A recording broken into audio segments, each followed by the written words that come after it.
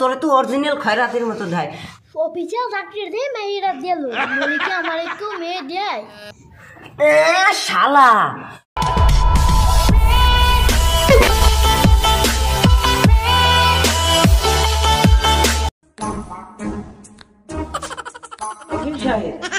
কেমন এসেছেন?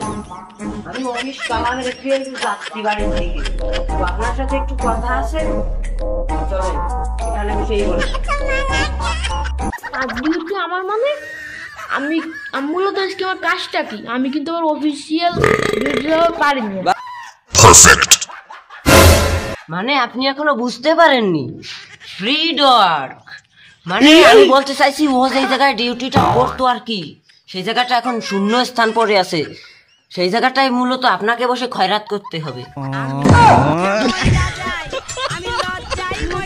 লক্ষ্য করে দেখেছেন আমার চেহারা ছবির মধ্যে আগাগোড়া একটা স্ট্যান্ডার্ড ভাবা ছিল।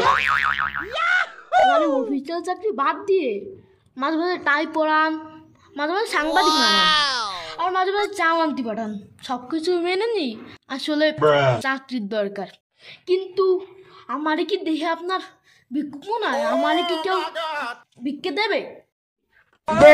শালা মানুষ পেটিতে পড়ে ধরে ছোটবেলাতে ভিক্ষে করে খেয়ে বেড়াচ্ছে, নায়কের মতো চেহারা নিয়ে তাকে মানুষ ভিক্ষে দিচ্ছে, আর তোরা তো অরিজিনাল খয়রাতের মতো দেয়, তো মানে মানুষ ভিক্ষে দেবে না। অফিসিয়াল চাকরি দিয়ে মেয়েরা দিল, নলে কি আমার একটু মেয়ে দেয়? তাও যদি হাত থেকে ভিক্ষে করবো, যদি কেতরি চোহে বাড়িতেই পড়ি, চাকরি ঠেক খাতে যাইয়ে আমার সংসার তো ঠেকে উঠবে।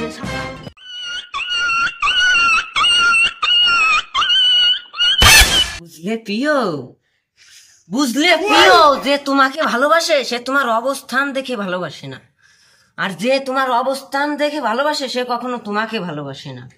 বুঝতে পেরেছেন স্যার? আমার আগে একবার মানে ঝামেলা বাঁধিল, আমি আমার বাড়ির কাছে বার্তা করলাম যে তুমি কোন প্রকৃত অর্থে ভালোবাসো, সে বললো আর তোমার প্রকৃত অর্থে ভালোবাসো না, কিন্তু তোমার জালটাকে ভালোবাসবো, জালটাকে কাম হয়। প্রকৃত অর্থ বলতে যে ওই অর্থ বোঝে, তাহলে তাকে আপনি খুব কম চাকরি ভালোবাসা দেখাচ্ছেন। আর এখানে বিক্রেতার কথাও ছাড়া বাড়ি বাড়িতে তালা দিয়ে ওই বাড়িটা সারা। বুঝতে পেরেছেন বশির সাহেব? আপনি যদি এখন ডিউটিটা না করেন না, তাহলে আপনার চাকরির হোগা মারা সারা, আকাশ ভরা তারা।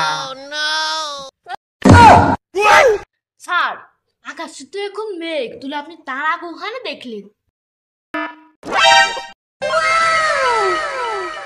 হ্যাঁ মেঘ হয়েছে তো ঠিকই, কিন্তু আমি কখনো চাইবো না যে ওই পানিটা আকাশ দিয়ে না পড়ে আপনার চোখ দিয়ে পড়ে। চলেন।